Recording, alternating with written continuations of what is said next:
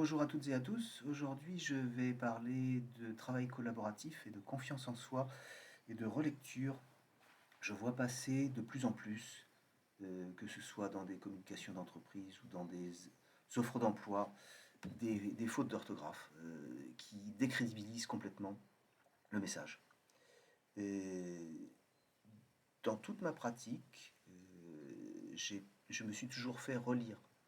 La relecture est un acte absolument indispensable. Dans l'édition, il y avait 7 relectures avant. Et chez IBM, il y en avait 5 au moment où j'avais fait un stage. Et ils avaient quand même réussi à laisser passer une énorme erreur. Ils avaient dû faire passer au pilon plusieurs milliers de guides utilisateurs assez épais, sur lesquels en première page il y avait marqué IMB en grandes lettres. Et après 5 relectures, personne ne l'avait vu. Nous sommes tous faillibles. Le problème, c'est que dans cette période d'hyper-productivité,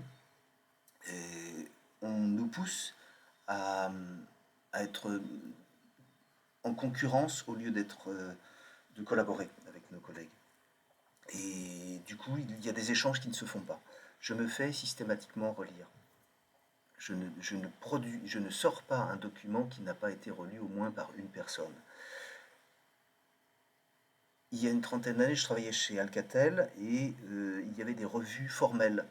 C'était un système qui était assez lourd parce qu'il y avait à chaque fois une dizaine de personnes qui étaient dans la même pièce et qui relisaient le document, qui étaient supposés l'avoir relu avant d'arriver dans la pièce, ce qui n'était pas le cas, et qui ensuite voilà, auraient dû faire un résumé de leur suggestions d'amélioration. Ces revues formelles, je ne sais pas si ça existe encore dans les grandes entreprises. En tout cas, ça fait très longtemps que je n'ai pas rencontré de revues formelles de ce type-là. Par contre, ce que je pratique, moi, à mon niveau, ce sont des revues rapides en soumettant à un expert, à un regard extérieur, euh, ma production, si possible en mettant en évidence les choses qui ont changé ou les choses sur lesquelles je ne suis pas sûr. Voilà. Et ça permet d'éliminer énormément de sources d'incompréhension. Voilà.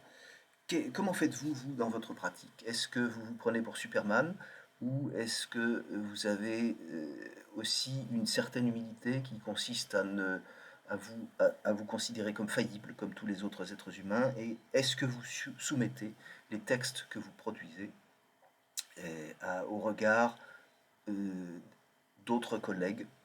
Et est-ce que vous êtes capable d'accepter leurs critiques et de modifier vos textes? Dure question.